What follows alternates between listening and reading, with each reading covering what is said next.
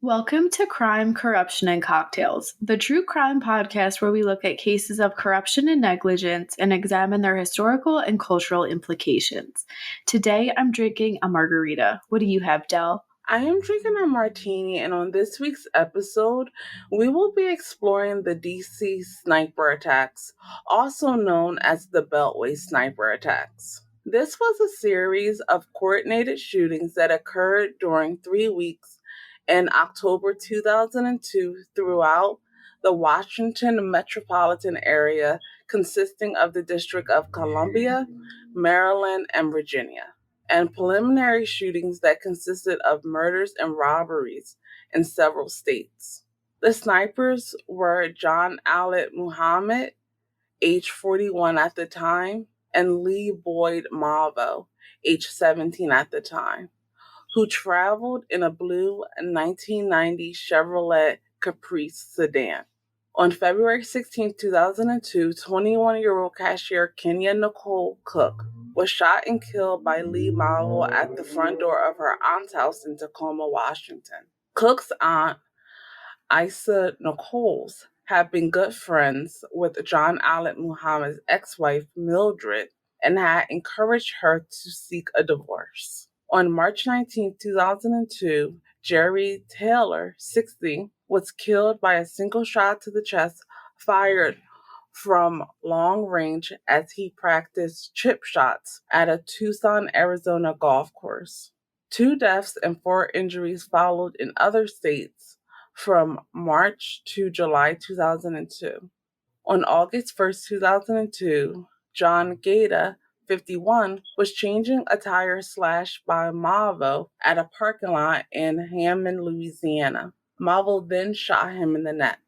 The bullet exited through Gaeta's back and he pretended to be dead while Malvo stole his wallet. Gaeta ran to a service station after Malvo left and discovered that he was bleeding. He went to a hospital and was released within an hour. On September 5, 2002, at 10:30 p.m., Paul LaRuffa, a 55-year-old pizzeria owner, was shot 6 times at close range while locking up his Italian restaurant in Clinton, Maryland. LaRuffa survived the shooting and his laptop computer was found in Muhammad's car when he and Malvo were arrested. On September 14, 2002, 22-year-old Peter Benny Oberoy, an employee of the Hillendale Beer and Wine liquor store in Silver Spring, Maryland, was shot in the back outside the store. Oberoy survived the shooting. On September 15, 2002, Muhammad Rashad was shot while closing Three Roads Liquor in Brandywine, Maryland. Rashid later identified Malvo as the shooter in court. On September 21st at 12:15 a.m., 41-year-old Million A. Waldemarian was fatally shot in the head and back with a .22 caliber pistol in Atlanta, Georgia. Waldemarian was helping the owner of a Sammy's package store close up for the night when the shooting occurred. 19 hours later on the same day, Claudine Parker, a 52-year-old liquor store clerk in Montgomery, Alabama, was shot in the chest and killed during a robbery. Her co-worker, 24-year-old Kelly Adams, was critically wounded with a shot through her neck but survived. Evidence found at the crime scene eventually tied this killing to the Beltway attacks and allowed authorities to identify Muhammad and Malvo as suspects. On September 23, 2002 at 6:30 p.m., 45-year-old Hong M. Ballinger was shot in the head and killed with a Bushmaster rifle in Baton Rouge, Louisiana. At 5:20 p.m. on Wednesday, October 2, 2002, a shot was fired through the window of a Michael's craft store in Aspen Hill, Maryland. The bullet narrowly missed Ann Chapman, a cashier at the store. Since no one was injured, the shot was assumed to be random and no serious alarms were raised. However, approximately 1 hour later at 6:30 p.m., James Martin, a 55-year-old program analyst at the NOAA, was shot and killed at 2201 Randolph Road in the parking lot of a Shoppers Food Warehouse grocery store located in Wheaton. On the morning of October 3rd, 4 people were shot dead within a span of approximately 2 hours in Aspen Hill and other nearby areas in Montgomery County. Another was killed that evening in the Tacoma neighborhood of the District of Columbia. At 7:41 a.m., James L. Buchanan, a 39-year-old landscaper known as Sonny, was shot dead at 11411 Rockville Pike near Rockville, Maryland. Buchanan was shot while mowing the grass at the Fitzgerald Auto Mall. At 8:12, a 54-year-old part-time taxi driver, Prem Kumar Walekar, was killed in Aspen Hills in Montgomery County while pumping gasoline into his taxi at a mobile station at Aspen Hill Road and Connecticut Avenue. At 8:37 a.m., Sarah Ramos, a 34-year-old babysitter and housekeeper, was killed on 3701 Rossmore Boulevard at the Leisure World Shopping Center in Norbeck. She had gotten off of a bus and was seated on a bench reading a book at the time of her murder. At 9:58 a.m., 25-year-old Lori Ann Lewis Rivera was killed while vacuuming Plymouth Grand Voyager at a Shell station at the intersection of Connecticut and Knowles Avenue in Kensington, Maryland. The snipers waited until 9:20 p.m. before shooting Pascal Charlotte, a 72-year-old retired carpenter, while he was sitting on Georgia Ave at Kamia Road in Washington, D.C. Charlotte died less than an hour later. In each shooting, the victims were killed by a single bullet fired from some distance, and in each case, the killer struck and vanished. This pattern was not detected until after the October 3rd shootings occurred. Malvo and Mohammed started covering a wider area and taking 2 or 3 days between shootings. On October 4th, 43-year-old homemaker Carolyn Sewell was wounded in the chest at 2:30 p.m. in the parking lot of another Michael's store at Spotsylvania Mall in Spotsylvania, while she was loading purchases into her minivan. By this point, hundreds of journalists had converged to cover the unfolding events. School officials reassured the public that they were taking every measure possible to protect children by tightening security and canceling all outdoor activities.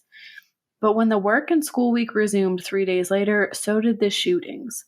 On October 7th at 8:09 a.m., Aron Brown, a 13-year-old student, was shot in the chest and critically wounded as he arrived at Benjamin Tasker Middle School on 4901 Collington Road in Bowie, Maryland.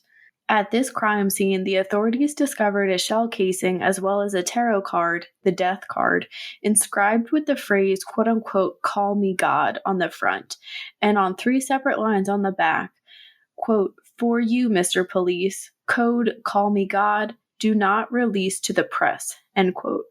Despite police efforts to honor the request not to release information about the card to the press, details were made public by WUSA-TV and then by the Washington Post just 1 day later.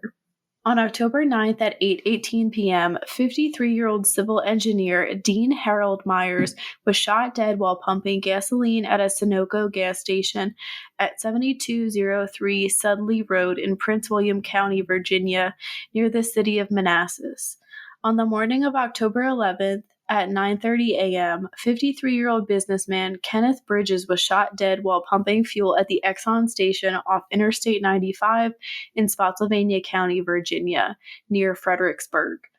On October 14th at 9:15 p.m., 47-year-old Linda Franklin, an FBI intelligence analyst who was a resident of Arlington County, Virginia, was shot dead in a covered parking lot at Home Depot in Fairfax County, Virginia, just outside Falls Church at Seven Corners Shopping Center. On October 19th at 8 p.m., 37-year-old Jeffrey Hopper was shot in a parking lot near the Ponderosa Steakhouse at State Road 54 in Ashland, Virginia, about 90 miles south of Washington. His wife, Stephanie, called out to passerbys who phoned for an ambulance, enabling Hopper to survive his injuries. Authorities discovered a forward-page letter from the shooter in the woods that demanded $10 million and made a threat to children. The next day, October 22nd, ride-on bus driver Conrad Johnson, 35, was shot at 5:56 a.m. while standing on the steps of the Grand Prix Road in Aspen Hill, Maryland. Johnson died of his injuries. While no shootings occurred on October 23rd, the day is significant for two events. First, ballistics experts confirmed Johnson as the 10th fatality in the Beltway shootings. Second, in a yard in Tacoma Park, Maryland, police searched with metal detectors for bullets, shell casings, or other evidence that might provide a link to the shooters. A tree stump believed to have been used for target practice was seized. The investigation was publicly headed by the Montgomery County Police Department and its chief, Charles Moose. The Bureau of Alcohol, Tobacco, Firearms, and Explosives, the ATF, the FBI, the U.S. Secret Service, the Virginia Department of Transportation, and police departments in other jurisdictions where shootings took place provided assistance in the investigation. By Friday night, October 4th, the 5 shootings on October 3rd and 2 on October 2nd were forensically linked to the same gun. Eyewitness accounts of the attacks were mostly confused and spotty. Hotlines set up for the investigation were flooded with tips. Early tips from eyewitnesses included reports of a white box truck with dark lettering on the outside and 2 men inside speeding away from the Leisure World Shopping Center. Police across the area and the state of Maryland were pulling over white vans and trucks. A telephone call from the shooter or shooters was traced to a payphone at a gasoline station in Henrico County, Virginia. Police missed the suspects by a matter of a few minutes and initially detained occupants of a van at another payphone at the same intersection. On the phone call, the sniper, boasting of his cleverness, mentioned a previously unsolved murder in Montgomery. This was identified as the September 21st shooting at a liquor store in Montgomery, Alabama. On October 17th, authorities said they matched Malvo's fingerprint found at the Benjamin Tasker Middle School site with one lifted from the Montgomery liquor store scene. After confirming the link between these two crimes, the FBI was able to link these fingerprints to Malvo due to his fingerprinting during a previous arrest in Washington state. After further research into Malvo's background, the police found he had close ties to John Allen Mohammed. Despite an apparent lack of progress publicly, federal authorities were making significant headway in their investigation and developed leads in Washington state, Alabama, and New Jersey. They learned that Muhammad's ex-wife, who had obtained a protective order against him, lived near the Capitol Beltway in Clinton, a community in suburban Prince George's County, Maryland, adjacent to Montgomery County. Information was also developed about an automobile purchase in New Jersey by Mohammed. Police discovered that the New Jersey license plate number issued for Mohammed's 1990 Chevrolet Caprice had been checked by radio patrol cars several times near shooting locations in various jurisdictions in several states, but the car had not been stopped because law enforcement computer networks did not indicate that it was connected to any criminal activity, and they were focused exclusively on the quote-unquote white van. Authorities were quick to issue a media alert to the public to be on the lookout for a dark blue Chevrolet Caprice sedan. For the public as well as for law enforcement agencies throughout the region, this was a major change from the mysterious white box truck earlier sought based on reported sightings. The crime spree came to a close at 3:15 a.m. on October 24, 2002, when Mohammed and Malvo were found sleeping in their car at a rest stop off Interstate 70 near Myersville, Maryland, and were arrested on federal weapons charges. Police were tipped off by 2 911 calls from individuals at the rest stop. The attacks were carried out with a stolen Bushmaster XM15 semi-automatic 22 caliber rifle with a Bushnell holographic weapon sight effective at ranges of up to 300 meters or 984 feet, which was found in the vehicle. Ballistics tests later conclusively linked the seized rifle to 11 of the 14 shootings, including one in which no one was hurt. The trunk of the Chevrolet Caprice was modified to serve as a rolling sniper's nest. The backseat was modified to allow a person to access the trunk. Once inside, the sniper could lie prone and take shots through a small hole created for that purpose near the license plate. In total, the snipers killed 17 people and wounded 10 others in a 10-month span. Investigators and the prosecution suggested during pre-trial motions that Muhammad intended to kill his second ex-wife Mildred, who he felt had estranged him from his children. According to this hypothesis, the other shootings were intended to cover up the motive for the crime. Muhammad believed that the police would not focus on a estranged ex-husband as a suspect if Mildred appeared to be a random victim of a serial killer. During the attack, Muhammad frequented the neighborhood where she lived, and some of the instances occurred nearby. Additionally, he had earlier made threats against her. Mildred herself said she was his intended target, claiming that when the police first approached her, one officer said, quote, "Miss Muhammad, didn't you know you were the target?" End quote. However, Judge Leroy F. Malik Jr. prevented prosecutors from presenting that theory during the trial, stating that a link had not been firmly established. While in prison, Malvo wrote a number of erratic diatribes about what he termed quote-unquote jihad against the United States. They read, quote, "I have been accused on my mission. Allah knows I'm going to suffer now," end quote. Because his rants and drawings featured not only such figures as Osama bin Laden and Saddam Hussein, but also characters from the film series The Matrix, these musings were dismissed as immaterial. Some investigators reportedly said they had all but eliminated terrorist ties or political ideologies as a motive. Nonetheless, in at least one of the ensuing murder trials, a Virginia court found Mohammed guilty of killing, quote, "pursuant to the direction or order," end quote, of terrorism. During their trials in the fall of 2003 involving two of the victims in Virginia, Mohammed and Malvo were each found guilty of murder and weapons charges. The jury in Mohammed's case recommended that he be sentenced to death, while Malvo's jury recommended a sentence of life in prison without parole instead of the death penalty. The judges concurred in both cases.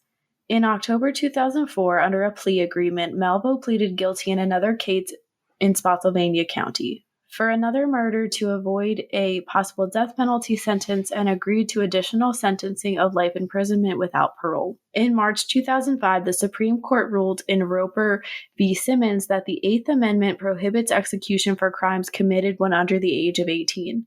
In light of this Supreme Court decision, the prosecutors in Prince William County decided not to pursue the charges against Malvo. Prosecutors in Maryland, Louisiana, and Alabama were still interested in putting both Malvo and Mohammed on trial. As Malvo was 17 when he committed the crimes, he could no longer face the death penalty, but still could be extradited to Alabama, Louisiana, and other states for prosecution. Mohammed's death penalty was affirmed by the Virginia Supreme Court on April 22, 2005, when it ruled that he could be sentenced to death because the murder was part of an act of terrorism. This line of reasoning was based on the handwritten note demanding $10 million. The court rejected an argument by defense lawyers that Mohammed could not be sentenced to death because he was not the triggerman in the killings linked to him and Malvo. In May 2005, Virginia and Maryland announced that they had reached agreements to allow Maryland to proceed with prosecuting charges there where the shootings mostly occurred. There were media reports that Malvo and his legal team were willing to negotiate his cooperation, and he waived extradition to Maryland. Mohammed and his legal team responded by fighting extradition to Maryland. Mohammed's legal team was ultimately unsuccessful, and extradition was ordered by a Virginia judge in August 2005. Malvo pleaded guilty to 6 murders and confessed to others in other states while being interviewed in Maryland and testifying against Mohammed. Malvo was sentenced to 6 consecutive life terms without the possibility of parole, but in 2017 his sentence in Virginia was overturned after an appeal. On May 30, 2006, a Maryland jury found John Allen Mohammed guilty of 6 counts of murder in Maryland. In return, he was sentenced to 6 consecutive life terms without the possibility of parole on June 1st, 2006. On May 6, 2008, it was revealed that Mohammed had asked prosecutors in a letter to help him end legal appeals of his conviction and death sentence, quote, so that you can murder this innocent black man, end quote. An appeal filed by Mohammed's defense lawyers in April 2008 cited evidence of brain damage that might render Mohammed incompetent to make legal decisions and that he should not have been allowed to represent himself at his Virginia trial. In John Allen Muhammad's May 26 trial in Montgomery County, Maryland, Lee Boyd Malvo took the stand and confessed to the 17 murders. He also gave a more detailed version of the Paris plan. Malvo, after extensive psychological counseling, admitted that he was lying at the earlier Virginia trial, where he had admitted to being the trigger man for every shooting. Malvo claimed that he had said this in order to protect Mohammed from a potential death sentence and because it was more difficult to obtain the death penalty for a minor. Malvo said that he wanted to do what little he could for the families of the victims by letting the full story be told. In his 2 days of testimony, Malvo outlined detailed aspects of all the shootings. Part of his testimony concerned Muhammad's complete multi-phase plan. His plan consisted of 3 phases in the Washington DC and Baltimore metro areas. Phase 1 consisted of meticulously planning, mapping, and practicing their locations around the DC area. This way, after each shooting, they would be able to quickly leave the area on a predetermined path and move on to the next location. Muhammad's goal in phase 1 was to kill 6 white people a day for 30 days. Malvo went on to describe how phase 1 did not go as planned due to heavy traffic and the lack of a clear shot or getaway at locations. Phase 2 was meant to take place in Baltimore, Maryland. Malvo described how this phase was close to being implemented but was not carried out. Phase 2 was intended to begin by killing a pregnant woman by shooting her in the stomach. The next step would have been to shoot and kill a Baltimore police officer. Then, at the officer's funeral, they planned to detonate several improvised explosive devices, complete with shrapnel. These explosives were intended to kill a large number of police, since many police would attend another officer's funeral. The last phase was to take place during or shortly after phase 2, which was to extort several $1 million from the United States government. This money would be used to finance a larger plan to travel north to Canada. Along the way, they would stop in YMCAs and orphanages, recruiting other impressionable young black boys with no parents or guidance. Muhammad thought he could as their father figure as he did with Malvo. Once he recruited a large number of young black boys and made his way up to Canada, he would begin their training.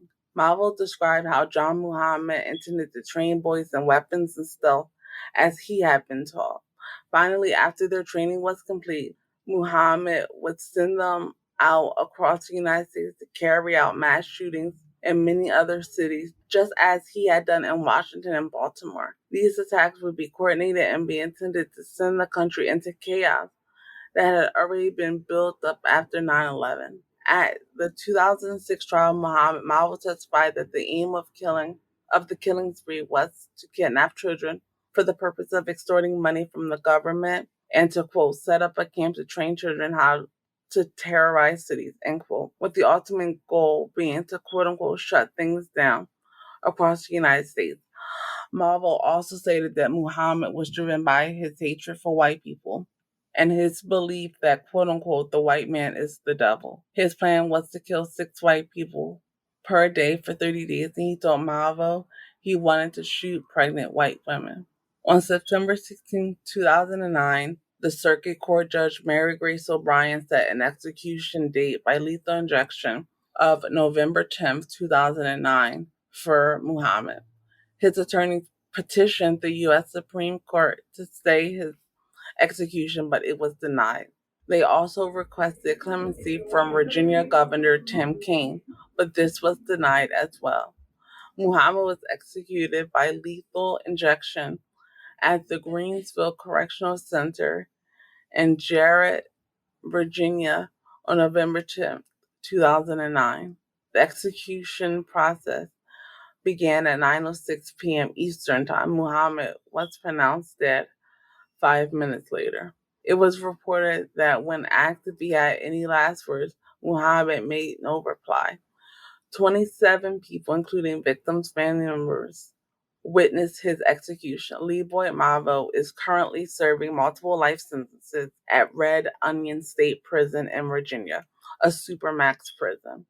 A memorial to the victims of the DC area sniper attacks is located at Brookside Gardens in Wheaton, Maryland. An additional memorial was constructed in 2014 in the Government Plaza of Rockville, Maryland. Jenny, what are your thoughts on the DC snipers?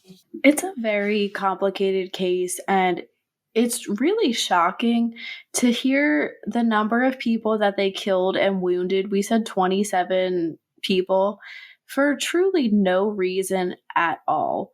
I think Muhammad was definitely like delusional. He clearly didn't want to take responsibility for what he had done. Manipulative, which we'll get more into. I would say also probably pretty like narcissistic too, and just a truly dangerous individual. He would do anything to help himself and like get what he wanted. And we'll talk about this a little more, but he definitely manipulated Malvo and took advantage of him to some degree. I think everything was definitely terroristic in nature, if you ask me, especially to like build up a group of people to help you like commit more crimes and like blackmail the government or, whatever exactly their plan was. It's wild to hear like how long this went on for. And like I said, how many people were affected. I didn't know that it had New Jersey ties. I thought that personally was kind of interesting. And just the years of legal proceedings before and after is pretty crazy too. Again, I think that Malvo was taken advantage of. I think he did show remorse, and he seemed to very much cooperate and share as much as he could to put Muhammad behind bars. I mean, I guess you can always argue like, oh, he did it to help himself somehow, but I mean, he got all those life sentences. What else could he really, he knew he wasn't going to get out or anything. I'm happy to hear that there are these memorials too. Like I keep saying that so many people were affected. So I think that is the right thing to do, to memorialize these victims somehow. What are your thoughts? I agree. Muhammad was so delusional, and we likely won't ever find out what his ultimate motives were, whether it was trying to get back at his ex-wife by creating this whole scenario where he kills a bunch of people to cover up killing her, or if it was racially motivated. But I agree with you. Either way, the end result was terrorism. And he used the shooting as a way to scare the populace across several states. And so while in general, I typically don't like the death penalty, I will say the more we do these type of cases, the more I understand the pro-death penalty side, because it's not just the initial murder, which is already devastating.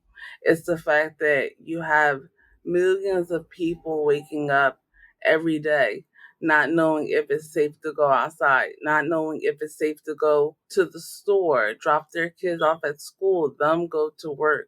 There's so many elements that Muhammad essentially stole from this area for 10 months. Muhammad and Malvo at the same time.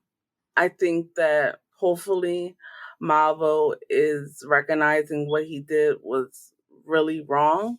I think he is where he needs to be, and hopefully he's going to be using the time to learn from his mistakes and hopefully be someone that can share their experiences so that others don't have to go through the same thing and that others don't turn into what he turned into, which was a killer.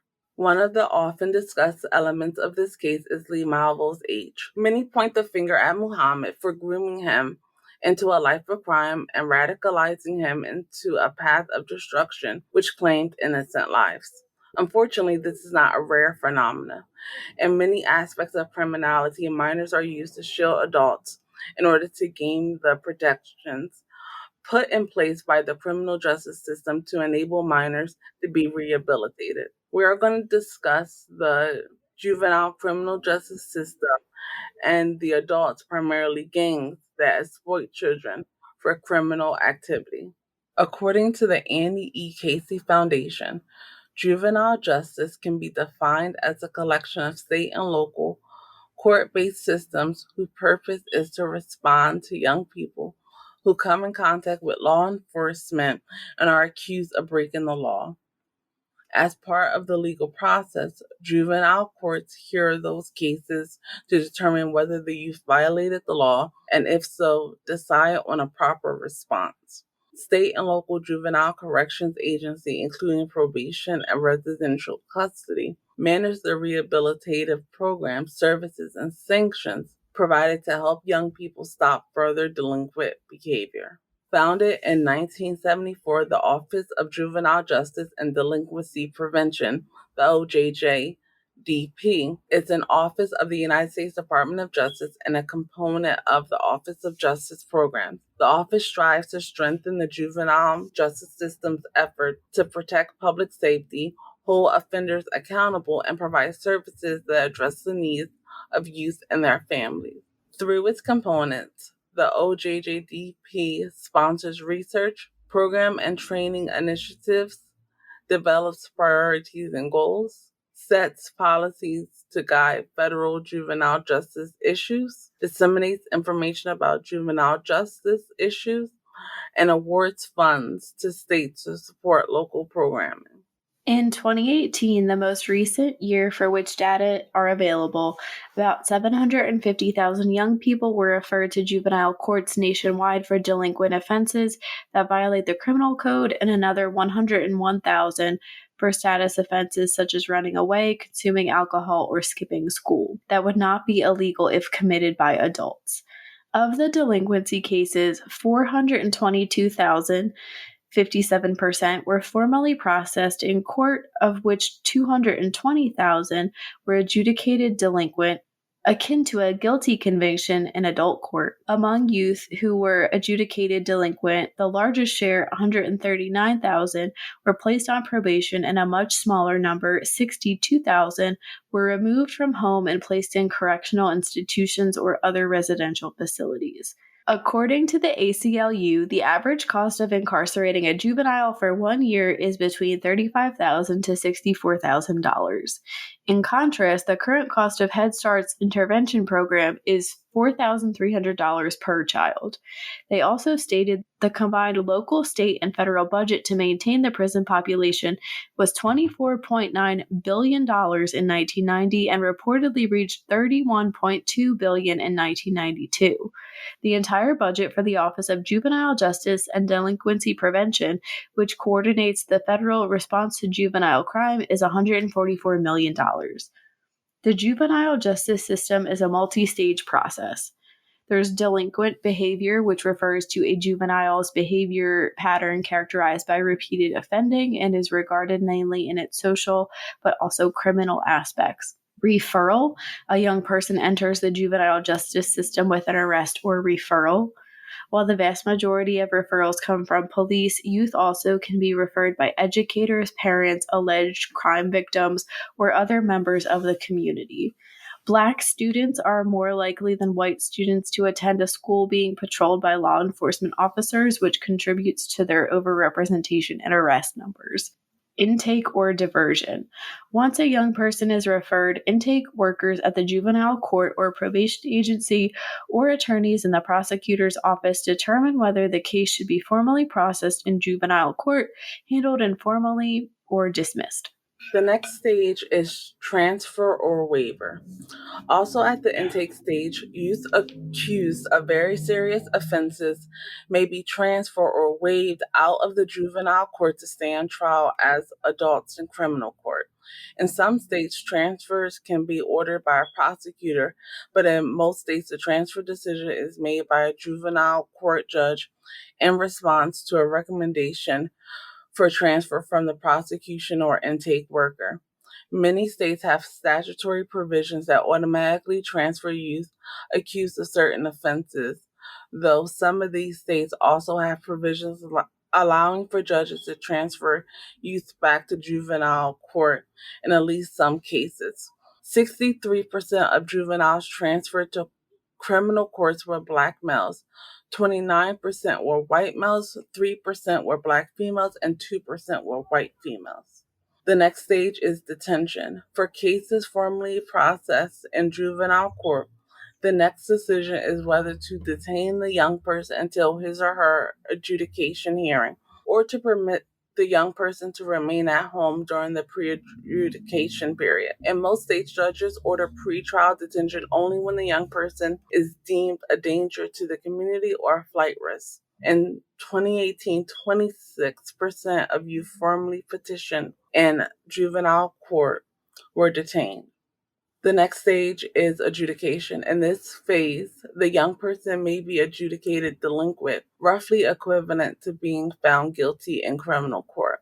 Alternatively, the youth may be found innocent or the charges may be dismissed. As in the adult justice system, the vast majority of cases in juvenile courts are not contested. Instead, they are resolved in plea agreements in which the youth admits to a lesser charge or in consent decrees or similar agreements to defer prosecution while the young person adheres to specific conditions, which in most cases include a period of informal probation supervision.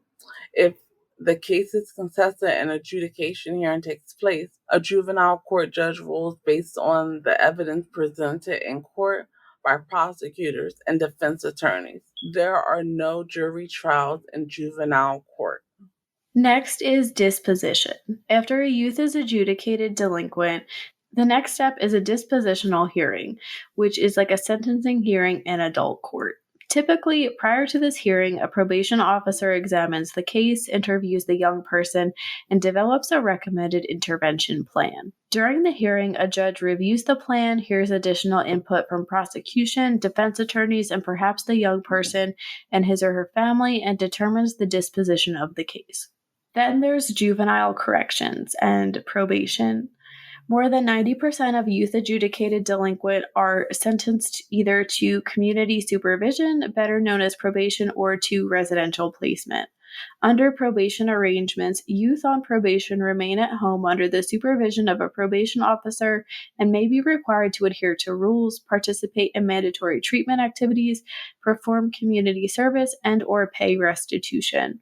Failure to comply with these rules and requirements may result in a probation violation and possible placement into a residential facility for those adjudicated and formally disposed to probation, or may result in youth being returned to court, adjudicated delinquent, and placed either on formal probation or in a residential facility for those who were diverted or placed on informal probation as part of a consent decree. Then there's also facility.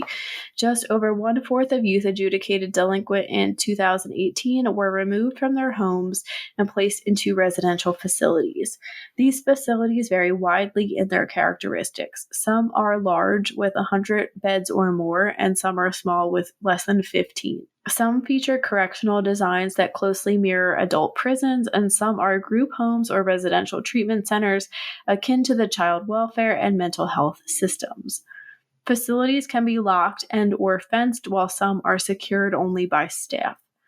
They can be operated by the state or other governmental body, as well as private businesses or nonprofit organizations. And finally, we talk about aftercare.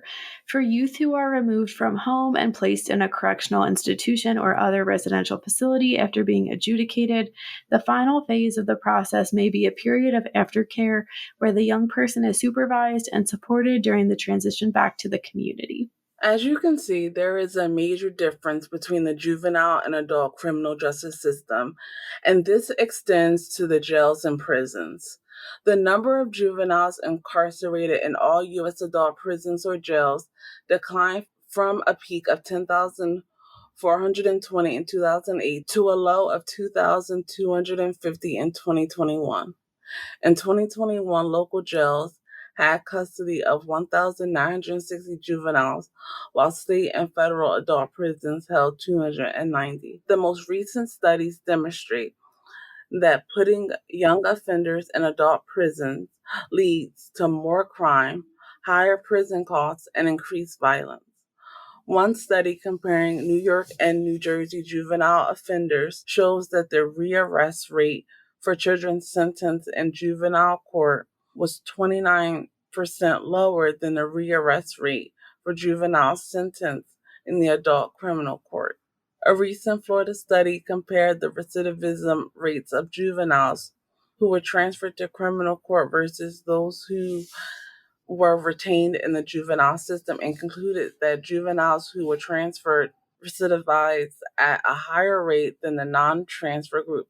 Furthermore, the rate of reoffending in the transfer group were significantly higher than the non-transfer group, as this was the likelihood that the transfer group would commit subsequent felony offenses.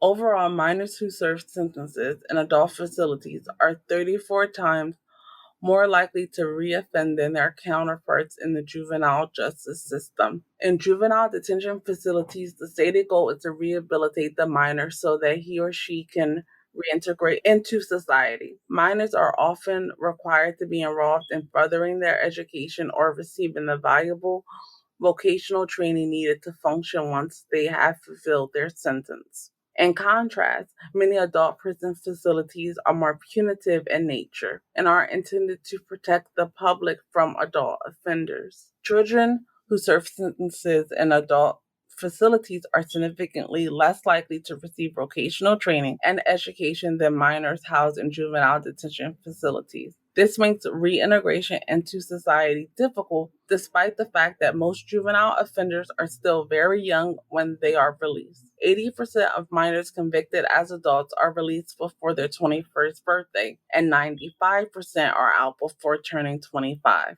There is a real danger imposed when children are placed in adult prisons. Children in adult institutions are 500% more likely to be sexually assaulted, 200% more likely to be beaten by staff, and 50% more likely to be attacked with a weapon than juveniles confined in a juvenile facility. They are 36 times more likely to commit suicide if housed in an adult jail or prison.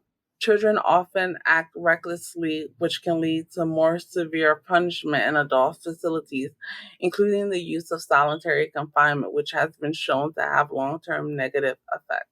Before we get into the specifics of criminality in minors and the adults that groom them into it, Jenny, what are your overall thoughts on the juvenile criminal justice system and how it handles juvenile offenders? I thought everything was really interesting to hear. I definitely didn't know what, like a lengthy process it can be or all of the specifics. I like seeing that there's this emphasis placed on like rehabilitation, treatment plans, positive intervention and aftercare so juveniles don't go on to commit more crimes or worse crimes. I do wonder like how seriously it's taken because it does kind of seem like a personalized approach, and I cannot imagine it's up to like what it should be with every single juvenile offender. I would kind of be curious to hear more about like specifics for these treatment plans. I think it's also probably better to have youth in more like smaller facilities that feel more like a house than an adult prison. I mean, I guess depending maybe on the crime committed, maybe it would be better to be in like a larger like prison like facility, but I feel like all around it would be better for youth to be in smaller homes, again, like that personalized care, as long as it can be appropriately given. But of course, I'm sure there is a lot of money in that, and people, systems don't want to pay for that. This evidence that was shown For like how important the juvenile justice system is, or for like youth to go through like the family court system rather than the criminal court, it was really shocking to hear. And then just hearing the statistics on when children are in adult prisons, I mean, that's like reason enough, all of these statistics, to not like ever put a child in an adult facility again. I mean, 500 times more likely to be sexually assaulted. That's insane. And more likely to be beaten by the staff who would hopefully know that this is a juvenile. It's mind blowing. Like, it's hard to believe, but I mean, it goes to show, I think it's another reason that we would need prison reform and justice reform. What are your thoughts? I definitely agree with you. There is no reason why a child should be placed in an adult prison. In almost any other circumstances, we wouldn't even think about that. And I think that the way the juvenile criminal justice system is set up now, in a way that it's focused on rehabilitation, it's focused on education, it's focused on providing the juvenile with life skills, is a really important aspect of the program. And I think it's one of the reasons why recidivism has been lowered in the last decade or so when it comes to juvenile offenders, because you have a system that not only is providing them with, a multi-step process, they know what's coming up, they know what to expect, but it's also that follow-up. Is having someone who is maintaining a good record of what's going on with the youth. What are some things outside of the criminal justice system that can help them?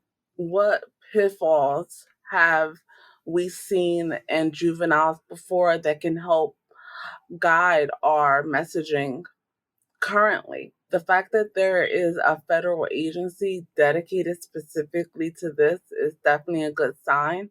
And hopefully, as they continue with their research, they're able to continuously refine the program so that it's even better as time goes forward. I do think it's interesting that most of the cases are formally processed in court, and out of that, about half are found to be delinquent or guilty. I wonder how those stats changes based on the demographics of the individual juvenile and the geographic location of the crime. I think that would be interesting to parse out to see if changes would need to be made on a smaller level versus doing everything nationally. When comparing the cost of Head Start to the entire jail and prison population, it's so frustrating because education is so necessary and is one of the ways that people can avoid going to jail. So the fact that we have a system that invests more in prisons and education just shows why the school to prison pipeline is alive and well in many areas of the United States. Some of the more common juvenile offenses include theft, larceny, alcohol offenses, disturbing the peace, drug offenses, vandalism, assault, robbery, criminal trespass, harassment, fraud, burglary, loitering, possession of stolen property, possession of weapons, and crimes committed on behalf of gangs.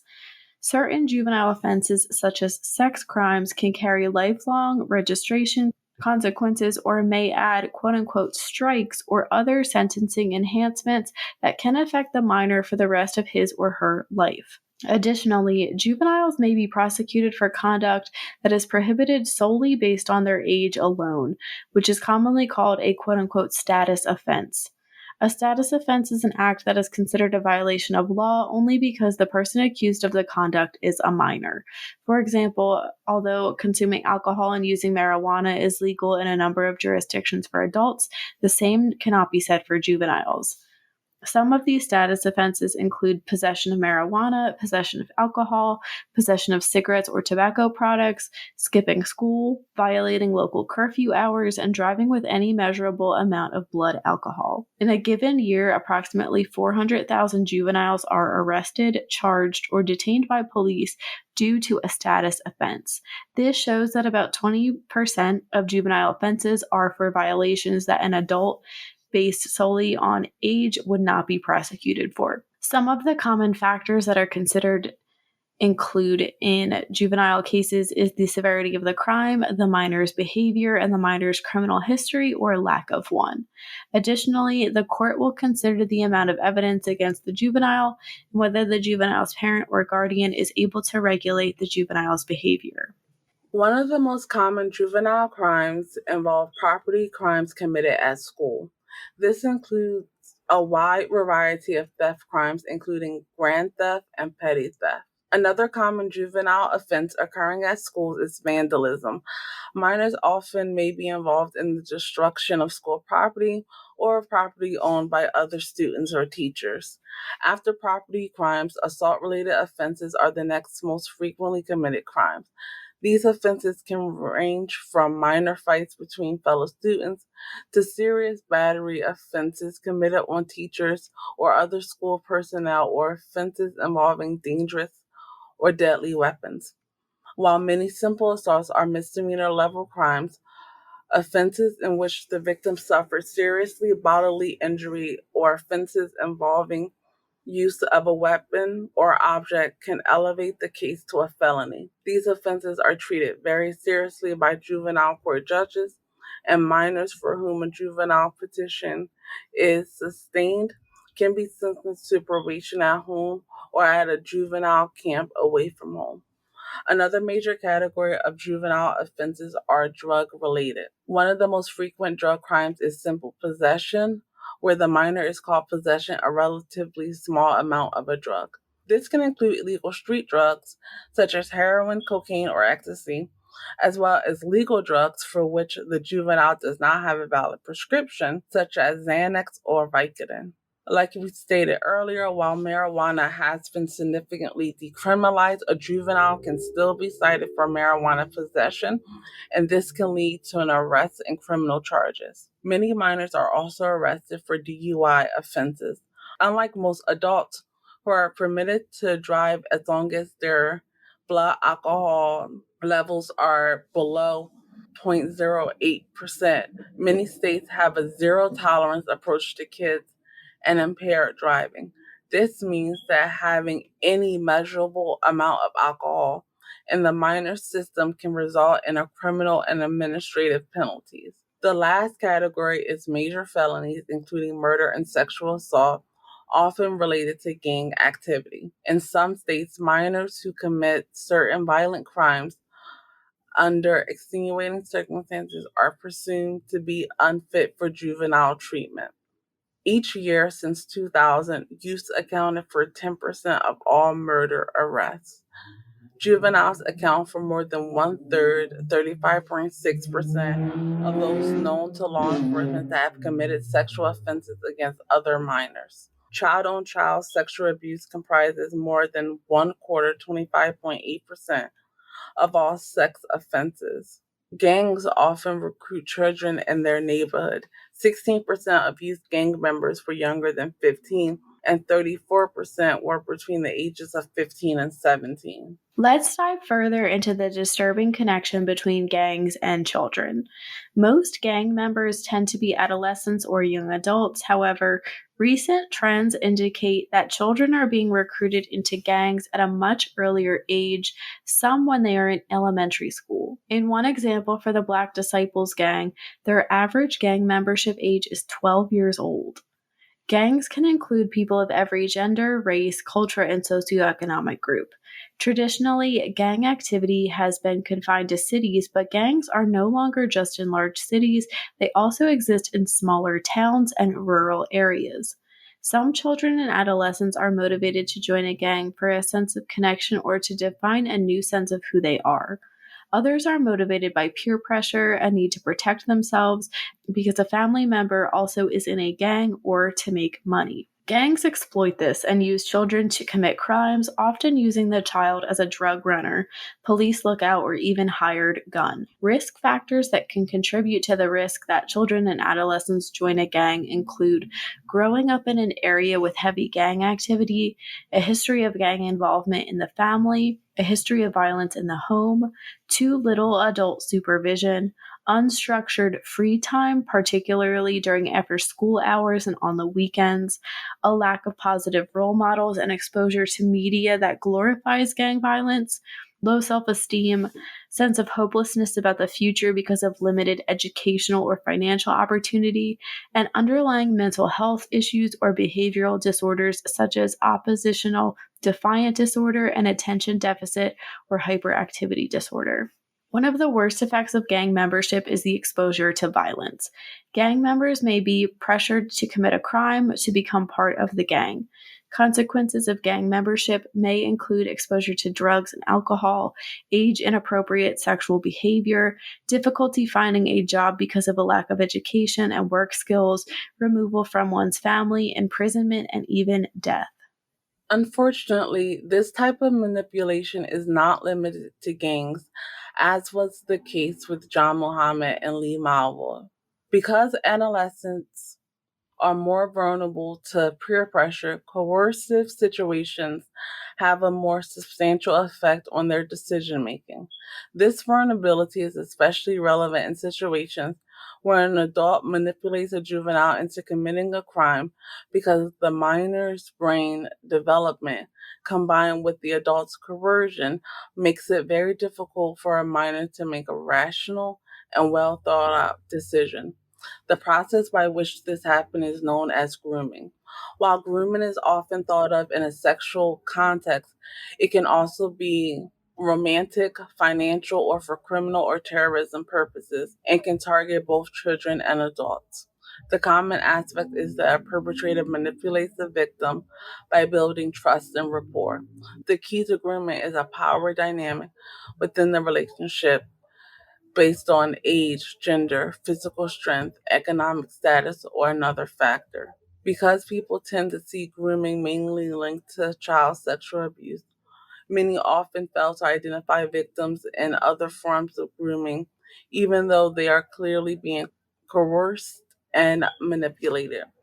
This is evident in responses to criminal exploitation of young people involved and county line drug trafficking, where gang members use the same methods used by sexual groomers to manipulate young people into criminal activity.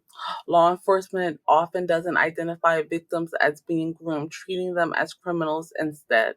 Ann Coffey of All Party Parliamentary Group on Runaway and Missing Children stated, quote, young people who are groomed into drug running by adults are being exploited in the same way as those enticed into sexual activity. They are vulnerable and need our support. End quote. She continued, quote, we mustn't make the same mistakes again that were made in the early child sexual exploitation scandals, where the girls were blamed for their own exploitation and for making a quote unquote lifestyle choice, end quote. She concluded with, quote, we need to change our attitudes. We don't yet have a system that can deal with victims who have also become offenders, end quote. In response, many jurisdictions, including internationally, are increasing the penalties of charges related to contributing to the delinquency of a minor. In 2017, Australia introduced Fagan's Law. It aims to target individuals who lure children into a life of crime. These offenses carry a prison sentence of up to 10 years, and places like Ireland are looking to adopt similar laws. Jenny, what are your overall thoughts on juvenile criminality and the prevalence of adults using minors in their criminal acts? I thought it was pretty interesting to hear the breakdown of the types of crimes committed. I don't think any of that was really surprising. I do generally, when I think of like juvenile offenders, I do often think of like gang activity and how it has like such serious repercussions on the entirety of someone's life. And to hear that like gangs are recruiting people that are even younger is so upsetting to hear. And then to go off of that, it really does make me so mad seeing adults groom children and teens to commit crimes and manipulate them into, making them feel like they have some kind of support system, that they'll be there for them. It really is infuriating for me. And I liked what Ann Coffey had said about we need to be more understanding of how children and teens are exploited in this manner, because I think so often when a teenager or someone commits a crime, oh well, they should have known better. Yes, they should know better, but that's not necessarily how a youth mindset works. And if you have these adult influences in your life egging you on and telling you you're going to be it's cool to do it or it's okay to do it, you're going to help us out to do it, then it's not necessarily easy for them to see right from wrong. So I think that should be taken into consideration. And I'm all for the US adopting something like Australia's Fagan's Law. I think we should have stuff like that set up in place, because oftentimes, like we've been saying, minors are able to kind of be rehabilitated easier, maybe with proper education and life skills and support. But in some of these cases, these minors' lives are ruined forever. So yeah, I think people need to be held accountable for, when that happens. What are your thoughts? Absolutely. I think that as time goes on and we learn more about the cognitive abilities of minors, we learn that they don't have the skills necessary, no matter how adult they think they are. They don't have the skills necessary to see what the actual end results of a bad decision are going to be. And I feel really bad for youth that end up having their entire lives ruined because of a bad decision they made. And that is even more frustrating when it was an adult that led them to that. And I definitely agree with her in so many different contexts. People are only able to see an individual as either a victim or an offender. But in these situations where you have an adult using the innocence of youth, using the public's general perception that juveniles ought to be rehabilitated, and they exploit that, you have a situation where the juvenile is a victim. They're a victim of the other adult. They're a grooming victim. But we also need to make sure that we're addressing the offense that they have committed as well. And hopefully, as time goes on and more research is put into it, we can find a good solution for that conundrum that we're in. I definitely would love something like Fagan's Law to come to New Jersey and the wider United States. I think that in most cases, having a specific law is necessary versus trying to fit newer crimes into old definitions of crimes. One of the things when looking at the connection between gangs and children, the fact that the Black Disciples' average gang membership was 12 years old was one of the most shocking things that I had read on this. I couldn't believe it, but it just shows that they know exactly what they're doing. They are, again, removing the innocence that comes with being a kid and comes with being able to be carefree before you have to start making life decisions. And it's a shame that although in general the numbers are going down, there's still a significant amount of juveniles that are having to learn the hard way about the results of their criminality. When it comes to the conversation of grooming, I would hope that more people start seeing it in its broader sense.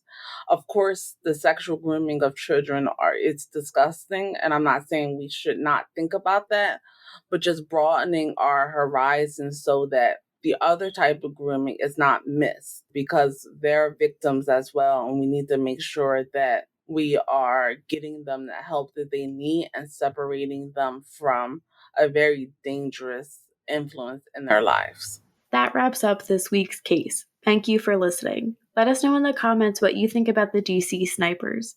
You can read more about this case and how to support us in the links below. We will be back next week with a brand new episode. As always, stay safe.